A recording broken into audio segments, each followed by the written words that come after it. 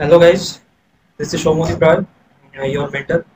So I'll try speaking at a higher volume, but as I was sick for the last few days, so my voice is not proper right now. So I'll try my best to speak to the optimum volume. So I was asked to share my way of preparation for JEE Mains. So I'm mostly going to focus on that in this video. So basically, I would mostly tell about the preparations which I took in class 12, because mostly students spend their class 11 on studying the concepts, practicing basic questions, coaching modules, and all that. The exact preparation for the exam starts in 12 around, I can say around March, just before the class 12 classes start in your coaching or in your school. So I can say fair enough, it is February or March. So, for example, uh, উম, ধরো তোমাদের school যদি ফেব্রুয়ারি মাসে শেষ হয়, তো তোমরা March মাসটা পাও as a free slot. At least আমাদের তাই হতো। I am not familiar with the system right now, but mostly that happens that you get a 1 month break between your school starts between two classes. So that March or that April sort of month is, I think, it should be kept for backlog clearing. Like in class 11, when you are covering your chapters, so you will certainly have some backlogs. তোমাদের নিশ্চয়ই কোনো না কোনো backlog থাকবে। যেমন আমার কেমিস্ট্রিতে ionic ইকুইলিব্রিয়ামে backlog ছিল, equivalent concept of স্টয়চিওমেট্রি ওটাই ব্যাকলগ ছিল। আমার ম্যাথসে পারমিউটেশন কম্বিনেশনে ব্যাকলগ ছিল, কমপ্লেক্স নাম্বারসে ব্যাকলগ ছিল, and series progression sequence series that ওই পার্টটাই ব্যাকলগ ছিল। আর ফিজিক্সে আমার ব্যাকলগ ছিল হচ্ছে fluid mechanics and some sort of rolling, and as far as I remember, I think it was simple harmonic motion. তো March মাসটা আমি বলবো যে তোমরা ব্যাকলগ ক্লিয়ার করার জন্য রাখো, আর যেই মেন্সের লেভেলে যে কোয়েশ্চেনগুলো হয় সেগুলো সব চ্যাপ্টারে প্র্যাকটিস করা শুরু করে দাও, যেগুলো ক্লাস ইলেভেনে থাকে। তো মার্চ মাসে আহ, যেমন 4টে সপ্তাহ থাকে, 4 উইকস। তো 4টে উইকে তোমরা ডিভাইড করে নাও যে মোস্টলি আমি যদি ধরি normal student, an average student has backlogs around 12 backlogs from all the three subjects. So you divide it into three chapters for each week. Okay. তো আমি and try to cover all three subjects in a week. তো আমি যদি ধরি প্রথম সপ্তাহে তোমার ফিজিক্সের যদি রোলিং মোশনের রাখো, রোলিং মোশনটা ক্লিয়ার করো, বিকজ সিকোয়েন্স ওটা আগে আসে। রোলিং মোশনটা রাখলে কেমিস্ট্রি থেকে স্টয়চিওমেট্রির মলিকুলার ওয়ে ইকুইভ্যালেন্ট কনসেপ্টটা রাখলে, আর যদি ম্যাথস থেকে complex number, it is fair enough to clear that backlog in that week. So the way of clearing backlog is, now you can divide it according to your convenience. তোমরা নিজের মতো এটা divide করে নিতে পারো। আমি সিকোয়েন্সটা follow করছিলাম তাই সিকোয়েন্সটা বললাম, but that fairly doesn't matter. ওটা ম্যাটার করে না খুব একটা যে তোমরা কি সিকোয়েন্সে ব্যাকলগ ক্লিয়ার করছো। সো ব্যাকলগ ক্লিয়ার করার জন্য প্রথমে তোমরা যেই একটা পার্টিকুলার সপ্তাহে যেই 3টে চ্যাপ্টারে ফোকাস করছো, প্রথমে সেই থিওরিগুলো পড়তে হবে, whatever standard book you are following, or lecture series, or whatever just the source you are following. Just my one and the most foremost advice in this is, stick to one source. Don't switch between sources for chapters and for different chapters and different subjects. Okay. So stick to one source for each particular subject. And I'm not talking about books here really, but the people from whom you are studying, your teachers. তো সেখান থেকে তোমরা তাদের recorded lecture বা যেভাবে তোমাদের পড়া সম্ভব একটু থিওরি পড়ে, যেমন ফিজিক্সে তোমাদের যদি একদমই বেসিক্স ডাউট থাকে, তো তোমরা এইচসি ভার্মা থেকে থিওরিগুলো পড়ে নিতে পারো, ডিসি পান্ডে বা সেনগেজ, এনি ওয়ান অফ দেম, ওখান থেকে সলভড এক্সাম্পলস গুলো পড়ে দেখতে পারো। তো ব্যাকলগ ক্লিয়ার করার স্টেপ বাই স্টেপ স্ট্র্যাটেজিস, তোমরা প্রথমে কনসেপ্ট ক্লিয়ার করলে কোনো স্ট্যান্ডার্ড বই পড়ে বা কোনো স্ট্যান্ডার্ড লেকচার সিরিজ ফলো করো। I would suggest reading a book would be a better option. তারপর তোমরা সেই বইয়ের সলভড এক্সাম্পলগুলো সলভ করলে, প্রথমে নিজে সলভ করলে, তারপর বইয়ের অ্যাপ্রোচের সঙ্গে মিলালে যে বইয়ে কিভাবে সলভ করা যায়। তারপর তোমরা লেভেল 1 প্র্যাকটিস করলে, আর যেই মেন্সের পিওয়াইকিউ প্র্যাকটিস করলে।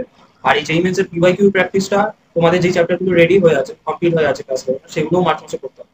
কারণ যদি সেটা করে রাখো তাহলে অনেকটা বুস্ট পাবে, কারণ যখন 12 এর সিলেবাস স্টার্ট হয়ে যাবে, you may not get enough time to revise those chapters in a full fledge. Okay. So March মাসে মানে ওই পার্টিকুলার ওই যে পিরিয়ডটা পাও, সেটাতে এই জিনিসটাই ফোকাস করতে হবে।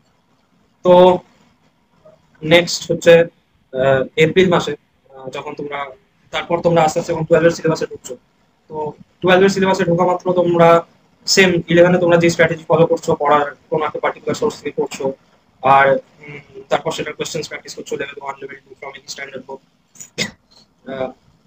সো সেই ক্ষেত্রে তোমাদের সেই প্রসেসটাই ফলো করতে হবে।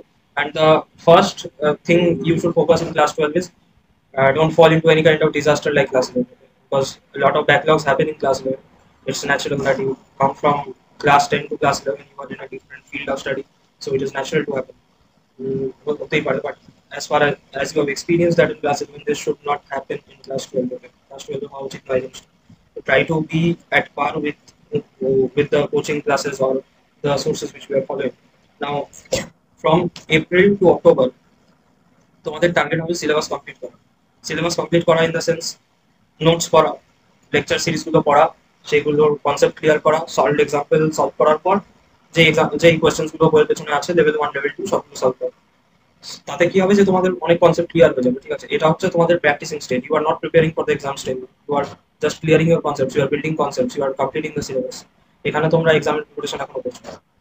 এবার এই প্রসেসটা ফর ইচ সাবজেক্ট ফলো করতে হবে। আর যেহেতু মানে ক্লাস 12 এ তোমাদেরকে মানে যেহেতু এক্সাম এগিয়ে আসবে, তো তোমাদেরকে all together including your coaching hours তোমাদেরকে দিনে 10 to 10 আওয়ার্স পড়াশোনা করতে হবে। This is the first requirement, because without that, week অন্তত 80 hours of study is required for good results in JEE Mains and JEE Advanced. Now I'm primarily focusing on JEE Mains now, because if you don't do that, you will not be able to complete your syllabus till September or October. The ideal time to complete your syllabus is just before Durga Puja. So যদি তোমরা সেটা করে নিতে পারো, তারপর তোমাদের target হবে যে টেস্ট দেওয়া। এটা হচ্ছে প্রথমে সিলেবাস কমপ্লিশনের একটা স্ট্যান্ডার্ড প্রসেস আমি বললাম, যেটা আমি ফলো করেছিলাম। তো মোস্টলি আমি ফিজিক্স আর ম্যাথসের জন্য সেনগেজ বা আরিয়ান ফলো করতাম, আর কেমিস্ট্রিতে ইনঅর্গানিকের জন্য অর্গানিকের জন্য এমএস জন। তোমরা 12 এর সিলেবাস শেষ হওয়ার পর মানে আমি যদি ধরে নিই তোমাদের মিড অক্টোবর তোমাদের 12 এর সিলেবাস শেষ হচ্ছে, তাহলে তোমাদের টার্গেট হবে নভেম্বর অবধি চ্যাপ্টার ওয়াইজ পিওয়াইকিউ সলভ করা।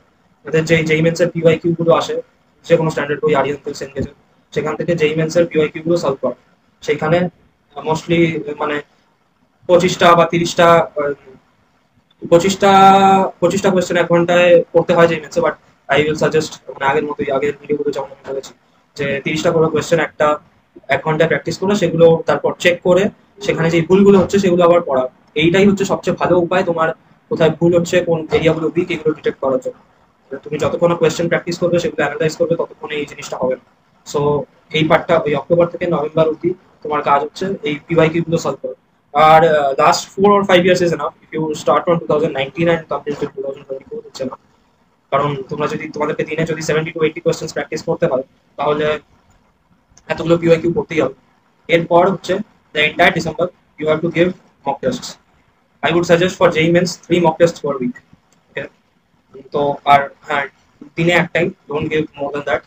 So 3 in a week, like you have 7 days in a week, so give 2 days for one mock test, right? You give a mock test on Monday, do its test analysis on Monday, that whatever mistakes you have done, start clearing the doubts, start clearing the mistakes you have done, start rectifying it, and complete it by Tuesday. Okay, give another mock test on Wednesday. Purely of JEE Mains level, আমি এখন বলবো একদম JEE Mains level stick করবে, কারণ এখানে advance লেভেলে এই সময়টায় জাম্প করার কোনো মানে নেই। তোমরা যা লেভেল 2 কোয়েশ্চেন, মানে যে কোনো স্ট্যান্ডার্ড বই লেভেল 2 কোয়েশ্চেন্স বা যে টাফ কোয়েশ্চেন্স গুলো তোমরা চ্যাপ্টার পড়তে পড়তে পড়ে নিচ্ছ, that's enough for JEE Mains। তারপরে টার্গেট হচ্ছে JEE Mains এ তুমি ভালো result, because with time shifts এত ভ্যারিয়েশনস আসছে যে JEE Mains এর কাট অফ বাড়ছে increasingly with time. So JEE Mains এর জন্য ভালো করে ফোকাস করতে হবে। যদি তোমার with time with mock test consecutively for 4 or 5 mock tests তুমি যদি দেখো যে তোমার মার্কস কমছে বা it is stagnate, then there is seriously some mistake. তখন তোমাদেরকে আরেকটু সিরিয়াসলি নিতে হবে তোমাদের যে ভুলগুলো হচ্ছে সেগুলোর উপর আরেকটু ভালো করে ফোকাস করতে হবে, যে সিরিয়াসলি কোথায় ভুল হচ্ছে আইডেন্টিফাই করা, টিচারদের সঙ্গে কথা বলা, একটু ডাউট ক্লিয়ার করা, এই জিনিসগুলো করতে হবে। বাট মোস্টলি এটাই হয় যে আমরা একটা লো স্কোর থেকে স্টার্ট করি। আমি যখন মক টেস্ট দেওয়া শুরু করেছিলাম JEE Mains এর, তখন ডিসেম্বরে, তো my first mock test score was around 160 out of 300। তো সেটা থেকে বাড়তে বাড়তে বাড়তে বাড়তে আস্তে আস্তে, তো যখন আমি ফাইনাল মক টেস্ট দিই, I had a February shift in 2021, so I on final mock test the February, if I'm not wrong, it was 16th of February 2021, the day of Saraswati Puja. So that day সেই দিন আমি last mock test দিই আমার যেই মেন্সে, সেদিন আমার score ছিল 240, and as I was in a sort of easy medium shift, so my marks went up to 265। তো তাই সেই কারণে 99.81% এসেছিল সেই বছর। সো এইভাবে তোমাদেরকে ইমপ্রুভ করে যেতে হবে, যে reduce mistakes, increase attempts. So just try to better yourself every day while you're preparing for JEE. Your mistakes should reduce and your attempts should increase. Attempt বাড়াতে হবে আর ভুলগুলো কমাতে হবে। এটাই তোমার বেটারমেন্ট হবে প্রত্যেকদিন JEE। এতগুলো মক টেস্ট দেওয়ার পর আর JEE এর এক্সামে তোমাদের টেম্পারমেন্টটাও ভালো থাকবে, তোমাদের আর অতটা প্রেশার লাগবে না, সেই এক্সামটা আর একটা মক টেস্টের মধ্যে হয়ে যাবে। এই জন্যই মক টেস্ট দেওয়াটা ইম্পর্টেন্ট। আর প্র্যাকটিস করো, মানে build quick reflexes on questions of JEE, তাতে তোমাদের কনফিডেন্স অনেকটা বুস্ট হবে। So I hope whatever I said would be useful to তোমাদের। শুনে এটা তোমরা যদি অ্যাপ্লাই করো, আই হোপ এটা তোমাদের বেনিফিশিয়াল হবে। Thank you guys, all the best for your